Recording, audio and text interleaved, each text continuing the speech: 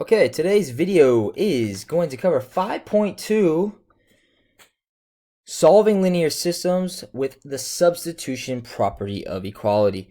So you'll notice in the title of the video, solving linear systems, you're probably already thinking, wait, in 5.1, isn't that what we did? Yeah, we did. We had a graph, and we had a line, and then we had another line, and then we had that point that those two lines intersected was the solution. Well, we're going to find this solution without using a graph. We're going to actually use algebra, and part of that involves the substitution property of equality. So I'm going to go ahead and read the definition. You're probably like, oh no, that sounds super complicated. Not really complicated at all. So if A equals B, then B may be replaced with A in any expression. And so what that essentially is saying is, if we have something like x equals 3, and it's like, simplify this expression over here. Writing the word simplify was more difficult than using this property. Simplify x plus 5. Well, we know that x is 3, so x is not an unknown, it's actually a known.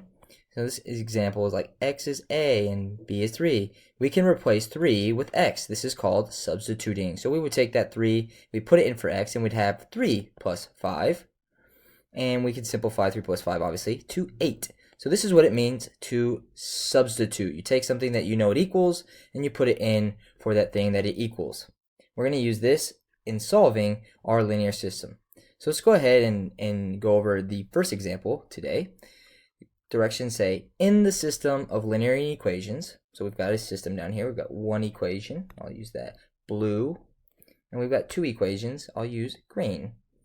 The value of y is solved for. So you can see in the first equation, we've got y solved for. Y is all by itself, so it's solved for.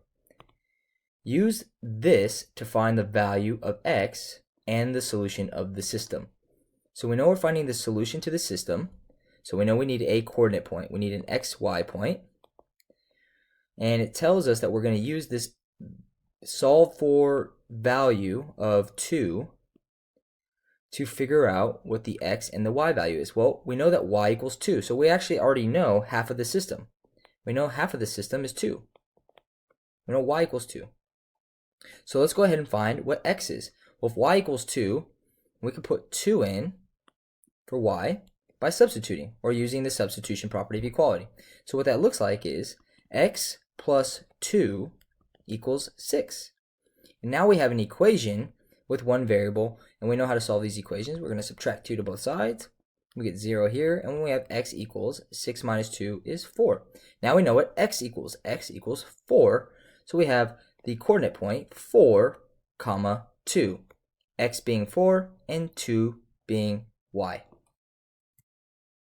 So let's go ahead and move on to our second example. So we could just graph this right now. We could just type in y equals 4x, 5x plus 2y equals 39, and see where these two equations of a line intersect and find our coordinate point. But we're going to use, or the directions tell us that we need to apply the substitution property of equality to solve the systems of equations. And we're going to have to give justifications. So that's why we have these two equations and this word over here that is given. They are given to us. They just are here. That's why they exist. They're just given. So our first step here is to identify the solved for variable, right? So we're going to see, we know that y is solved for, so we're going to be using this expression that it equals it. Y equals the expression 4x. So our first step is to substitute the expression of the solved variable. So if I know y equals 4x, what I can do is I can take the expression that y equals, and I can put it in for y in the other equation. In doing so, I can rewrite this bottom equation as 5x plus 2, and now for y we are substituting the 4x equals 39. Why can I rewrite this equation the way that I rewrote it? I can rewrite it because of the substitution property of equality, and I'm abbreviating for time purposes. Now that we have this equation here, you can see that we only have one variable, that variable being x. So now we can simplify and solve to figure out what x is, and that's exactly what step 2 is. So we can't simplify 5x, but we can simplify 2 times 4x.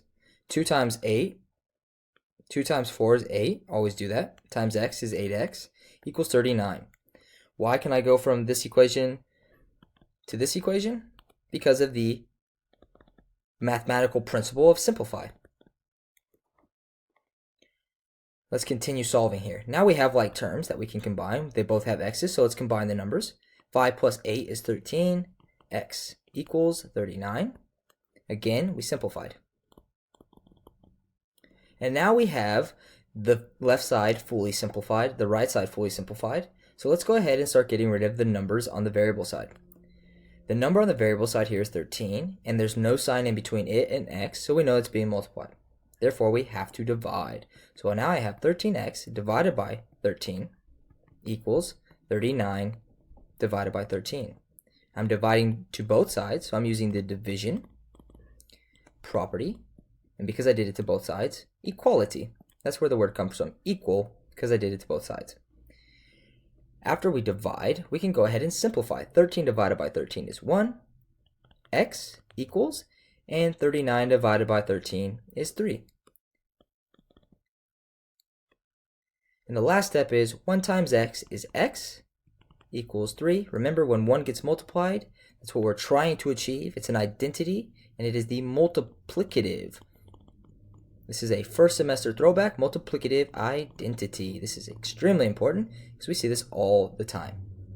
All right, now that we have x by itself, we know what it equals. It equals 3. So I'm going to go up here and I'm going to write my coordinate point. And in my coordinate point, I can now insert the value that I know. I know that x equals 3. So because coordinate point is always alphabetic order, that is the one that comes first. Now we can move on to step 3. Substitute solved value. So the solved value in this case is 3. To solve the system. So what it means is we need to find the other value. We still are missing the y value. So now we can take this x value of 3 and we can either put it into the first equation for x, or we can put it into the second equation for x, and we can solve for y. Well, because the first equation has y already solved for, it makes sense that we just put it in for the x in the first equation. So let's go ahead and do that. We have y equals, up here we have 4, and now we know what x is, it is 3. So why can we do this? Again, we can do this because of the substitution property of equality. Now we're just going to simplify. 4 times 3 is 12, so we know that y equals 12. And our final answer here is x equals 3, comma, y equals 12. And we're going to write our answer as a coordinate point or ordered pair.